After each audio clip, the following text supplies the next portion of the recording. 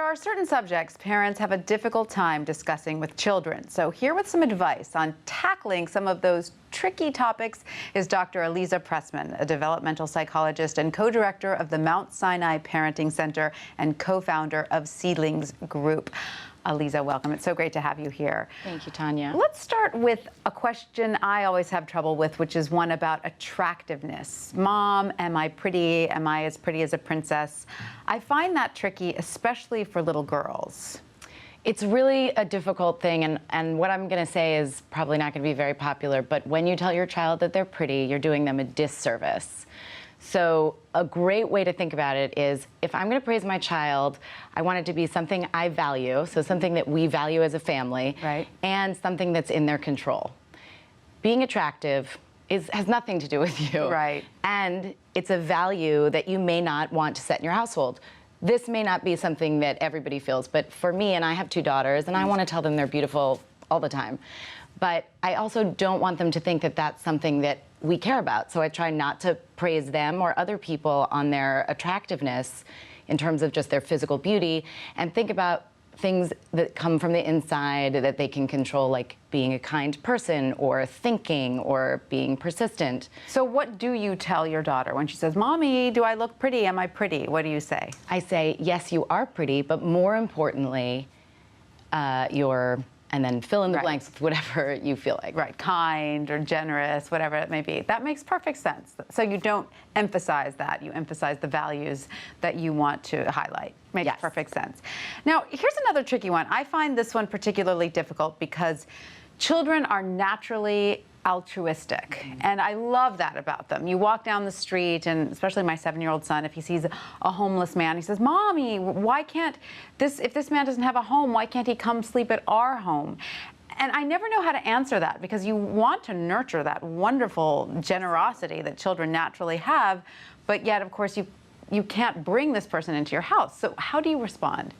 Well, it's a wonderful opportunity to talk about the kinds of things that you can do to help homeless people and to nurture that instinct. So the first thing is to let them know how important it is that they noticed, that they don't just walk around not seeing things. Right. That we don't just pretend that there's not a homeless person there and hope that if we just look the other way or distract them, that they won't see these things that are very upsetting. Right. But that they'll feel for them, but that they need their bed and they need their food, and then come up with other solutions. So see if they have some ideas. Maybe they want to start volunteering in a soup kitchen, or maybe they just want to make a sandwich and bring it down to the homeless person and look them in the eye and treat them like a human being. I love that.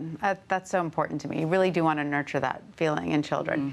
Now, here's a tricky one, and it's one that people deal with in many different ways, I know, but when parents are divorcing or even just separating, I mean, in many instances, parents may not be getting along and they've decided to take a separation, either brief or a longer period of time. How do you discuss that with your children? So depending on where they are developmentally, you would have a different discussion. So the older they are, the more candid you are. But even at a young age, you would maybe sit them down at an art table or while they're doing Legos, so not in a scary way, but you sit down together before anybody has moved out, and you say, "Mom and Dad have something very important and sad to tell you." So you say, "This is sad." Absolutely. And you do it together. You do it together with a united front, because you're letting them know this isn't about them, and that you still have a friendship and you love each other, but you just can't be married anymore, or you just can't live together anymore. But that doesn't mean that they're not going to have you in their lives.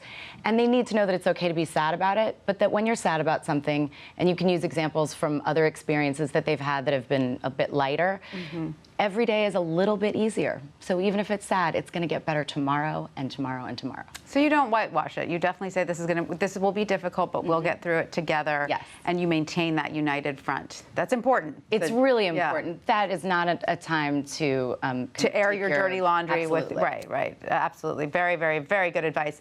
Now, another tricky one that I've had to deal with lately is discussing death with your children. I've had a couple, questions. They understand that they will die and that I will die, but the question of when will you die?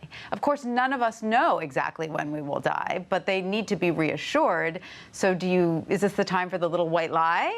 How do you address it? So whenever you get a question that you have that feeling in your stomach as a parent, like, oh, I wish there was just a voice in my ear that could tell me an answer because it just feels important but difficult. You can breathe, take a pause, and think about it. Think about it, say, that's a really interesting question. I'm going to think about it and get back to you. I like that. I like that. Anytime. I need to take a moment. You can also bring it back to them. In this case, I would say it's true. Everybody dies someday, but you are young and you have a very long time to live and enjoy yourself. And I am older than you, but I'm still young enough to have a very, very, very long life and enjoy my time with you.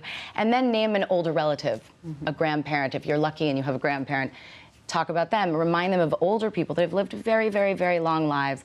And we don't know the answer to when somebody's gonna die, but they don't have to put that on their worry plate right now. So you can speculate by looking at the age of an older relative and realize, wow, that person's been around for a long time. Mommy and Daddy will probably be around for that same amount of time. Wow. All right, Dr. Aliza Pressman, thank you so much. Great advice. Thank you for as always.